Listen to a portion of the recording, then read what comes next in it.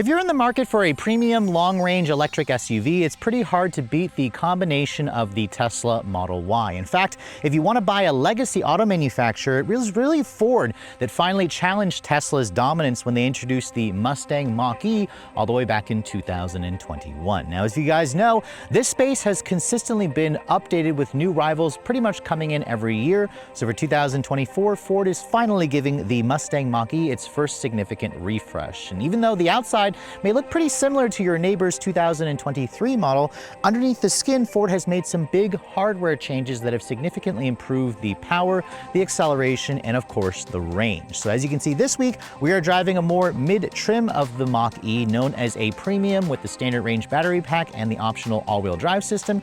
And the big question I went answered, if you guys have finally been waiting to pull the trigger and go fully electric and you want a compact SUV, has Ford made enough changes to the Mustang Mach-E to keep this model competitive? Stay tuned to find out.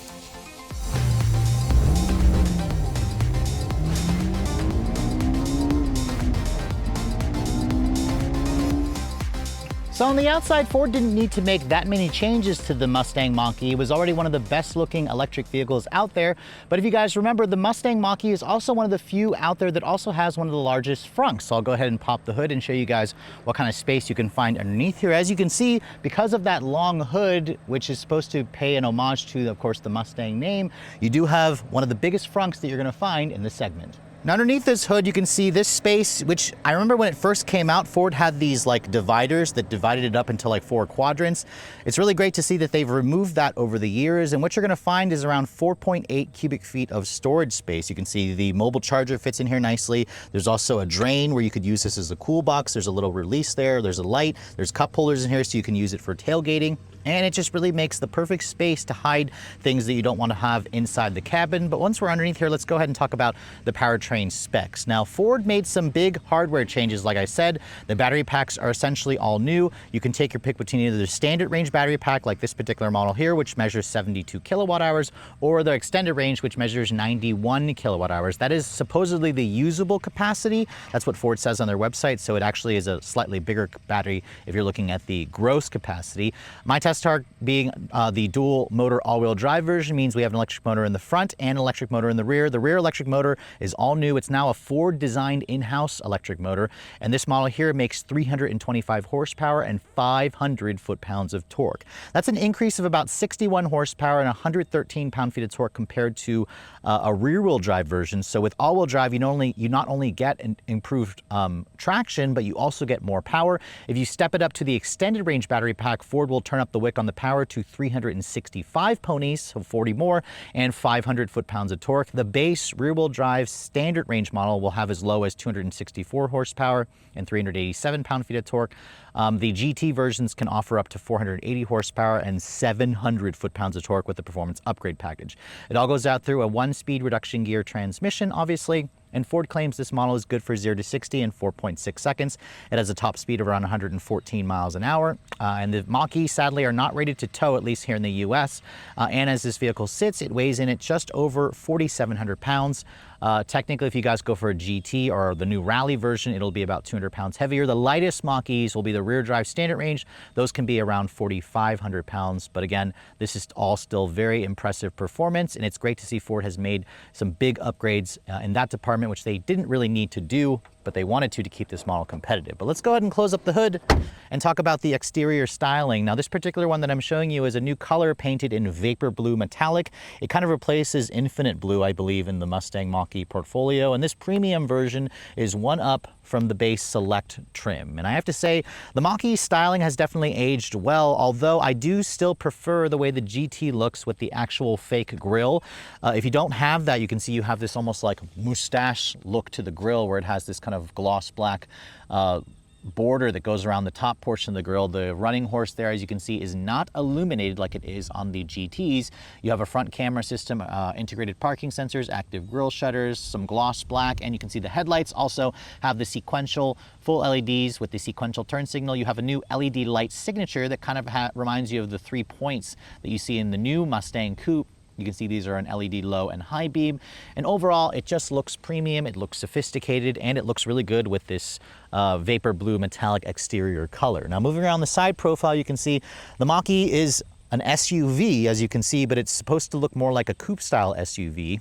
And it doesn't share a platform, obviously, with the gas-powered two-door Mustang.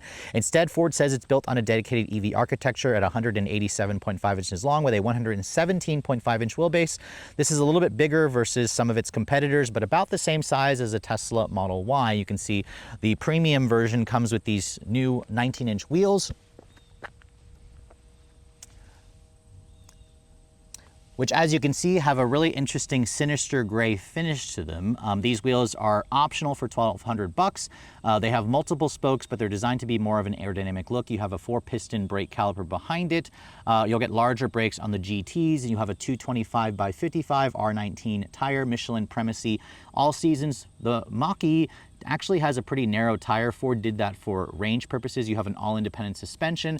There's kind of gloss black going along the actual wheel arches that go along the side profile of the vehicle. That Mach-E E4 badge there has to do that it's all-wheel drive. If there was an X there, it would actually have the bigger battery pack, but this one doesn't have that, obviously. And then looking over here, there's the charge port door to access the J1772 plug with the CCS combo. Now, this vehicle will still accept a maximum of 150 kilowatts.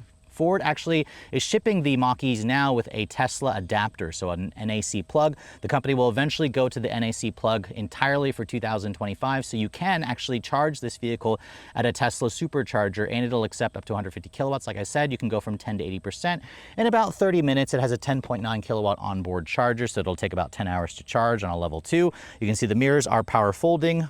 That's included with the premium trim, integrated turn signals, cameras, of course, black painted, and you can see lots of gloss black around the actual area here. The sunroof, as you can see, my test car is missing the panoramic roof. That panoramic glass roof is optional. I believe it's like $1,500 extra, but it doesn't actually open to vent air. It just is there to let you basically let in more light. You can see Ford did this little clever trickery here where they painted this black to kind of create a more coupe-like effect to the roof line of the Mach-E. And then looking at the back, you can see the design hasn't changed at all. You still have the signature tri-bars for the LED turn signals with the sequential LED turn signal as well. Full LED taillights, as you can see. There's a little subtle spoiler over here.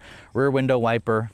So that's very traditional. You can see your your parking sensors are nicely integrated there. Your reverse light is back there. It's all LED, like I said. And then you can see there's the running horse. The GT trim will actually say GT at the back that replaces the running horse logo. Now, looking at the cargo area, push that, you can see a power lift gate is included. And the Mach-E's have pretty much average cargo space. You're looking at around 29.5 cubic feet of storage space. You can see it's a pretty usable area. There's also an underfloor storage area here, and you can also lower this if you'd like to create a lower floor. There's also a fix-a-flat kit. No actual spare tire. If you want to fold down the back seat here, Ford says that expands the cargo to around 60 cubic feet, which again is average, but you're going to find a little bit more from something like a Tesla Model Y. So on the outside, Ford didn't really make that many changes to the vehicle. It's still one of the more attractive looking EV SUVs out there. But let's go ahead and take a look at the interior. This is where, again, Ford didn't really make any changes. So this should be pretty familiar to those of you who had the pre-refreshed Mach-E. Now, before we get inside, you can see here is the key fob for the vehicle. Every Mach-E comes standard with Ford's Intelligent Access Key, which has the usual buttons here for unlock, lock, power liftgate, panic. However, no remote start from the fob itself. You can access the remote start through the Ford Pass app, which you can basically access through your smartphone, and you can also use your phone as a key. You can get that set up if you guys are an owner of this vehicle. Now, as you can see, approaching the vehicle, this is where the Mach-E had a really interesting design. As you can see, there are no exterior door handles on the vehicle. That's all for aerodynamics. Instead, there's a little area here. If you push that, that's what opens up the door for you. It also has a safety feature there where it won't actually let you close the door on your finger. This little area here allows you to basically pull the door open, and it's a really nice design. You heard it like kind of unlock itself. That's basically, it will allow you to close the door once you've moved the door out of position. But as you can see, my test car here with the vapor blue exterior has the black ActiveX interior. So this is a synthetic leather, basically a bio leather. It's got a really nice material. It feels really high quality, actually. The seats are perforated. They are 12-way power adjustable for the driver, with a 3-person memory function, which is nice. You can also set up a driver profile. These seats are 3-level heated, but Ford sadly still does not offer ventilated seats. That's a feature that I wish they would have added with the refresh, so that's somewhat of a missed opportunity for them. In terms of the materials, you can see the Mach-E has surprisingly nice materials. This area here is covered with a soft touch injection molded plastic. It almost feels like that ActiveX leather material. There's some silver painted plastic trim here, leather covering this area, along with the armrest pad. As you can see, this is the release to open up the door. It's not like a electronic digital latch door handle. And then the windows controls, they are one touch up, down for all four. They actually have a relatively high quality feel. There's an upgraded Bang & Olufsen stereo. That's one of the reasons why you go for the premium trim. And then down here you can see this is where there is a cheaper plastic material here, and you can really see some of the flash molding there. That doesn't look very nice, but additional storage in the door pocket as well. And if you guys prefer a lighter interior, there's also like a space gray interior as opposed to this black, but this definitely makes a great first impression still. Now getting inside, you can see the step-in height is kind of lower. It only has 5.8 inches of ground clearance, so even though this is an SUV, it's really just a lifted hatch. You can see as I close the door has still a very solid sounding thunk, and then unlike Tesla or Volkswagen, for example, there's still a traditional start-stop button, so push that, you can see it has the new, or the current Ford chime, and the company didn't really change anything else at all in terms of the tech. You can see the driver still faces like a 10-inch display over here that gives you all your useful information for your range, for your speed, of course, obviously. And then at the center here, you have the massive 15.5-inch display here that's oriented in a portrait style. This has Ford's latest Sync 4A system, but not their digital experience software that we first saw in the Explorer, of course, and the Lincoln Nautilus. My phone is connected, as you can see, via the wireless Apple CarPlay and Android Auto. The screen itself is beautiful looking. It's also relatively quick and snappy. There's a big volume knob here. There's dual zone climate control, which, as you can see, I can pull it up here on the screen. But I appreciate that Ford uses traditional adjusting air vents as opposed to an electronic system like you'd find in like a Tesla. Material quality up here is, as you can see, hard touch plastic, but there's almost like a speaker here for the Bang & Olufsen stereo that extends along the entire dash. It looks like there's a carbon fiber look material here with real stitching and contrast stitching there on the dash, which is nice. The steering wheel, as you can see, it's fine. The steering wheel itself is starting to look a little bit dated. You can see there's the Running Horse logo here, traditional hard buttons. I like the leather with the cross stitch. It feels nice here. This steering wheel is essentially the same wheel that you get in the Performance. This wheel is acceptable in this premium trim, but unacceptable to me in the Performance version, the GT Performance version. The wheel itself has a manual tilt and telescoping adjustment with a good amount of range. You can see this is for your Blue Cruise, which Ford has made upgrades to the Blue Cruise over the years, where it does have full hands-free. It's basically functions like GM Super Cruise, although it's not quite as good, at least in my experience, when I was testing the two systems out. The horn, it actually is pretty loud. It screams, "Get the heck out of my way," if you need to honk at somebody. And then you can see, looking at the screen over here, this hasn't really changed much, although the software has been upgraded. It's a little bit quicker and snappier. You can see there's all your usual apps. You can go to your entertainment here, where you can actually play games and video games, and you can watch YouTube on the actual screen here, which is kind of a new touch.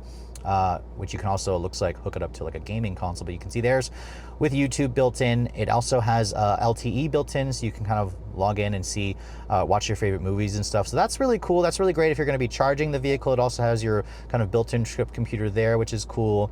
CarPlay is also pretty easy to get to. There's also a sketch pad here where you can draw things in here. Like, that's pretty much the same as before. So this overall system, as you can see, has definitely been improved, but it's not quite the newest system, like I said. Now over here you can see there's your heated seat control. There's an automatic function here, or you can also turn the seat on via just tapping there. There's also one level heated steering wheel, but again, cooled seats would have been a nice addition. If I put the vehicle into reverse, there's your full backup camera with 360 camera and a top-down view. It has trajectory, distance markers, has rear cross-traffic braking. And the quality and resolution is fine, but it's not as good as some of the newer systems that you've seen from other Ford and Lincoln products. You can see down here, you have one wireless phone charging pad, although I wish they kind of made it two. There's an additional storage level down here, cup holders and some piano black plastic trim. This rotary dial controls your 1-speed reduction gear transmission. This vehicle also has an automatic parallel parking feature. Your hazard controls here, electronic parking brake, padded center console, as you can see, which is nice. Open this up, you can see all my camera gear fits in there nicely, and there's also a little lid that'll close, although I can't close it when I have all that crap in there. But as you can see, it's a pretty deep and usable center console storage area. The seats themselves, like I said earlier, fake leather, but they feel as good as real leather, and they're also really soft and supple. The only miss is the fact that there's no cooled seats. Open up the glove box, you can see it's a bin style. It's damped, but not lined with felt. But overall visibility and build quality is surprisingly excellent, so that's something that Ford should be very proud of. You have an auto-dimming rearview mirror, but no digital camera mirror. You can see there's a woven material here for the headliner, but no glass roof on my test car. It's an extra $1,500. There is no traditional sunroof that'll open up to vent air. It just opens up to let light in. So overall, this interior hasn't really changed much, but I think really the only thing Ford needs to add is their digital experience software, which they might be doing in the next coming years. But it's definitely still one of the nicest and most tech-heavy cabins you're going to find. point in this EV segment. But let's go ahead and hop into the backseat area. You guys can see what that space is like. You can see getting back here, just like the front, you just push that button there, and then it prevents you from slamming the door on your finger, and then just kind of reach your hand in there, and that opens up the back seat area or the back door. Now you can see material quality is the same as the front, so you have that high quality soft touch injection molded plastic, leather here, metal accents here, padded here, Bang & Olufsen stereo, and down here you can see it's all hard touch plastic. The seats you can see are still covered in the same high quality ActiveX material. These seats do give you the ability obviously to fold down, so if I push that button you can see the seats do fold down to reveal almost a completely flat load area, which is definitely nice. These seats sadly don't recline or move forward and back. You don't really need to do that, but the recline function would have been nice. As I get back here, you can see Ford still says you have around 38 inches of legroom back here, which 38 inches is actually a pretty decent amount. This is where I'd have the seat to drive. Completely flat floor here, which is great for the middle passenger. You have rear seat air vents, which is nice. You have two USB-C charging ports, an A and a C, I'm sorry, and then you have two more there at the front. You have two storage cubbies here in each of the front seat backs, and then these seats back here, they are not heated, sadly, even though there's holes for perforation where it could be ventilated. There's an armrest here that folds down and gives you two cup holders. And then in terms of headroom space, there's kind of like a little carve out here. So for somebody my height at 5'7", I actually have pretty good amounts of headroom. So overall, this interior is still very usable, although I believe something like the Tesla Model Y and the Volkswagen ID.4 offers pretty much the same amount of space, if not a little more space. But this is still very surprising. So for those of you who are thinking just because it's a Mustang, it'll have a terrible back seat, you're gonna be pleasantly surprised back here.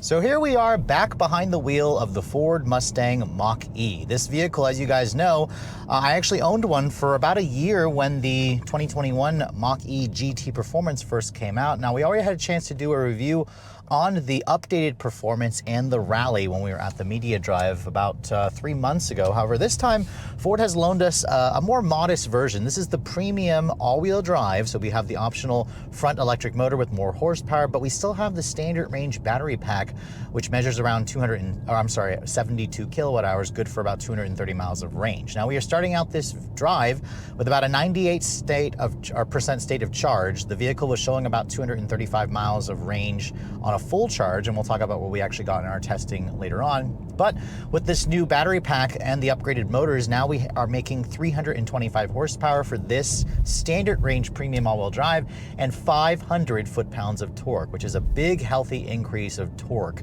from like 428 in the pre-refresh version, and that was for the extended range battery pack. Ford claims you should get to 60 in about 4.6 seconds with this model. So let's go ahead and see what we can get in our actual testing. It's in sport mode, basically. We'll just floor it. Ooh, man, this thing feels fast. What?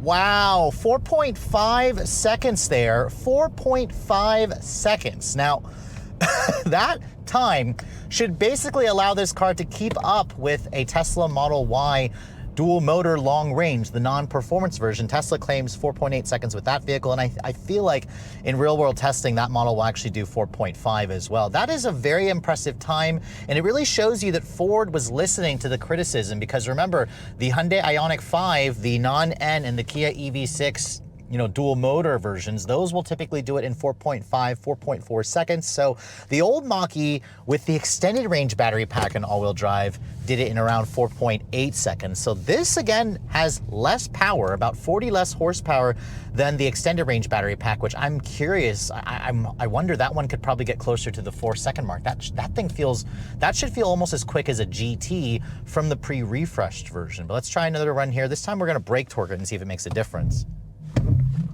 Oh, man, this thing feels fast off the line now. It feels like it's giving you maximum power now. 4.8 seconds there. That's with it more going slightly uphill. I'll try it one more time up ahead on level surface and see if we can beat 4.5, but that is just insane. Ford was seriously listening to all of the feedback from the Mach-E. Remember, they used to seriously limit the torque right off the line because they were trying to protect the battery pack or the electric motors, whatever. The GT version used to have that 5-second, prison bars where if you gave it for more full power for more than 5 seconds, it would actually cut power. It would start to restrict power. But this model, oh, it just feels instantaneous every time you put your foot down. And as you guys can hear, it also has that propulsion sound, which is also kind of nice. But if you want, you can turn it off. This vehicle still has Ford's one-pedal drive feature, which actually will bring the vehicle down to, I believe, a full stop. Let's just see if it will really quick here. I am going slightly uphill here, but as you can see, it does. It brings it to a full stop, which is nice. Put my foot down. Ooh, ho, ho, ho, ho. You know, even though all electric vehicles are fast, they all pretty much feel this way. I have to admit, I kind of enjoy this kind of vehicle. For a daily driver, an EV just makes total sense because you're not having to deal with any of the transmissions trying to shift, any turbos trying to spool up, any engine trying to rev up. There's less maintenance. There's less, you know, need for having to deal with mechanicals wearing out from stop and go traffic. EVs generally are the best in terms of stop and go traffic, if that's what you guys plan to drive in mostly. The handling dynamics of this car haven't really changed. This is still a 4,700 pound SUV. It's not really going to feel like a Mustang coupe at all. The name of this vehicle, the Mustang name, is all about the design and I guess some of the performance, but in terms of the handling, if you guys are coming from a Mustang, no, this is not going to feel like a Mustang SUV. It's just gonna feel like a completely different vehicle. Now, this is all-wheel drive, but you can actually get the rear to step out slightly because the electric motor is more powerful at the rear, and it's, again, a brand new electric motor. It's a Ford in-house designed motor. And it really shows you that Ford has taken what they've learned from the Lightning and applied it to the Mach-E. Because remember, this was their first effort. It was a decent first effort, but we were waiting for Ford to make some serious hardware changes, and this is kind of where it's at. Even though this is just the more, you know, mid-level premium trim without the bigger battery pack, it is seriously fast. It has way more performance than any normal person's ever going to need. Oh, man. Wow, 4.6 there, so we'll take the 4.5 as our best time. Brake torquing, it actually made it slightly worse, but still, I am shocked. I was not expecting the more mainstream version, the premium trim, to have this kind of performance. It is shockingly quick. Also keep in mind that the tires on this vehicle, they're relatively skinny 225s. Ford is all about the efficiency with these tires, and that's why it will spin the back end and let the tail step out whenever I just put my foot down. And Ford actually lets you do it even with the nannies on, and I was just in the standard, like, engage mode there. So I'm really shocked. I am genuinely surprised at how much better the new Mach-E drives, you know, just from those small hardware changes. I mean, even though this car looks pretty much the same on the outside, you know, the one-pedal drive there is nice. The steering feels pretty direct, although it's just not really transmitting much in terms of feedback. The chassis of this thing feels good. It's a dedicated, well, technically, Ford will tell you it's a dedicated EV architecture. Some would say it's a heavily modified Ford Edge platform to basically accommodate the batteries. I'm not entirely sure who's telling the truth or whatnot. I'll take Ford's word for it when they say it's a dedicated EV architecture. The seats in this model, they're not as aggressively bolstered, obviously, as the GT, but they are covered in this ActiveX material. This is the black interior with the contrast stitching. The seats are comfortable, supportive. They are great for longer drives. The one thing Ford didn't add, however, are ventilated seats. I would have liked to see ventilated seats added to this vehicle. I do have heated seats and a heated steering wheel, which is nice. Visibility out of the front, the side, the rear is also good. There's no digital camera rearview mirror. Ford still doesn't offer that on the Mach-E. But, I mean, overall, the way it drives, it's smooth, it's comfortable, it's fast, and it's also quiet. This thing is so incredibly quiet. There's very little road or wind noise. There is also not a single squeak and rattle in this vehicle, so really impressed with the build quality. Remember, these vehicles are all built in Mexico, but Ford was shockingly good when they came out with this car 3 years ago. The build quality really showed it. Now, in terms of the range, let's talk about the real-world range. This vehicle is rated at 230 miles on a full charge. In my week's worth of testing in basically ideal, you know, 75 to 80 degree temperatures, I actually was able to get around 235 miles of real world range, which is very impressive. That actually matches what the car's computer was saying. Now, that is mostly city driving. In the city, EVs tend to do better in terms of efficiency. On the highway, I did around 220 miles of range. So it dropped a little bit, but that's still pretty darn good. Remember, the range has gone up from like 206 in the pre-refresh model, and Mach-E's can do up to 320 miles of range if you go for the premium rear-wheel drive with the extended range battery pack. Remember, I have the smaller battery pack with all-wheel drive, which does drop the range by 20 miles compared to the rear drive version with the standard range battery pack. You'll do 300 miles of range with the extended range battery pack and all-wheel drive. So again, competitive range figures, it's pretty much right on par with the Tesla Model Y. That is obviously the segment benchmark. It's a little bit more versus rivals like the Hyundai Ioniq 5, the Kia EV6, the Volkswagen ID4, obviously, and way ahead of the Subaru Solterra and the Toyota BZ4X. And also it has pretty much range that's on par with the Honda Prologue and the Chevrolet Blazer EV. So there's a lot of competitors out there nowadays. The Mach-E was one of the first, but even though this car, you know, hasn't really changed much looks-wise on the outside, I think that Ford has done a really good job at keeping this thing fresh, and the, you know, changes they've made to the software and to the hardware have greatly improved this car tremendously. So even though the mainstream media may be reporting that EV sales have been down and demand has seriously been falling off of a cliff, Ford actually had their best sales year ever for the Mustang Mach-E in 2023. Here in North America, they managed to sell a little over 40,000 units last year, which is actually a pretty good amount. That makes the Mustang Mach-E the second bestseller in this space. Technically, again, the Tesla Model Y is the bestseller, and Tesla does about 300,000 to 400,000 every year. Again, their slice of the pie is starting to come down because there are so many other competitors out there. So after spending a full week with the thoroughly revised 2024 Mustang Mach-E, I have to say there's so much new competitors out there. I am genuinely shocked at how good the Mustang Mach-E still is. As you guys saw, even though this model has the standard range battery pack with all-wheel drive, the new electric motors, 0 to 60 happens in 4.5 seconds, which should be able to keep pace with a dual motor Model Y along with a dual motor Ioniq 5 and Kia EV6. It's going to smoke competitors like the Chevrolet Blazer EV, the non-SS version. Obviously, I haven't had a chance to drive that, or the Honda Prologue. So there's a lot of performance here to be had for this Mustang Mach-E, and it helps the vehicle live up to the Mustang name. The tech in this car, it still uses Sync 4A, although I do think it's time for them to add their Ford Digital Experience software that I first tested in the Explorer, of course.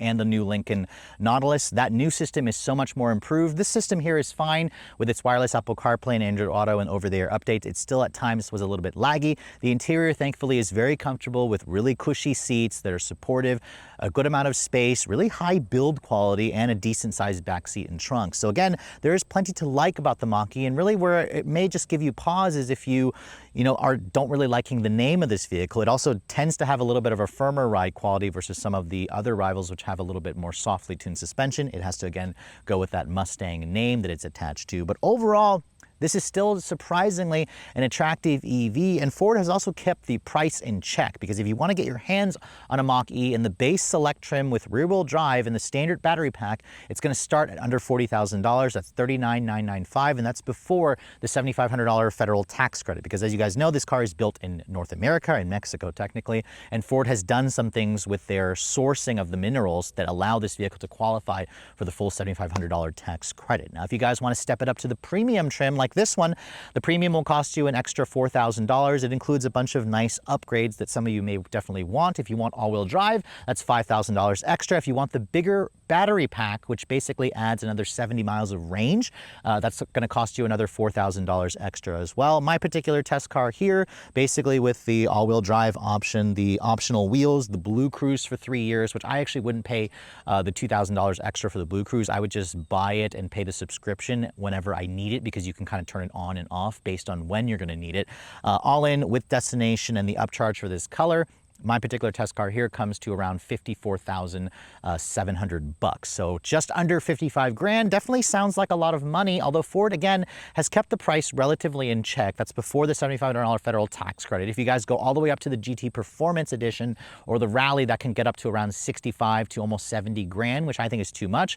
But thankfully, Ford has kept this vehicle really attractive because of the lease specials. Currently, as of September 2024, as of this filming, I'm seeing that Ford is offering a lease deal on this trim here for as low as $365 a month. That's for a 2-year lease with $5,000 down. That's 10,500 miles a year. That lease is very strong, because if you compare it to a Tesla Model Y dual motor and you want to do the same terms with $5 grand down, 2-year lease, 10,000 a year, the Tesla is about $530 a month. So it's almost $200 more for the Tesla if you're going to lease it. So Ford, again, is throwing a lot of cash on the hood. And if you don't want to lease, the company's also offering 0% financing for up to 72 months plus a $1,500 Conquest cash. So again, there's so many incentives, so many offers available on the Mach-E, and it's one of the reasons why these are continuing to be relatively popular. So I'll be curious to see, how this vehicle continues to do. But I really like the fact that Ford has made a lot of key upgrades to this vehicle. They've kept the price in check. And again, there's a lot of attractive offers out there depending on your budget and your lifestyle. And there's also a lot of models out there to choose from. But this one, again, is supposed to appeal to basically the everyday person thanks to its attractive blend of performance, power, and of course, range. But with all that said, hope you guys have enjoyed my full overview on the 2024 Ford Mustang Mach-E in this premium trim. If you're also looking to see the latest cars I'm testing, be sure to follow me on Instagram at redline_reviews, like us on Facebook. And as always, guys, please keep subscribing to the Redline Reviews YouTube channel for all the latest reviews. Thank you so much for watching. I'll catch you all in the next video.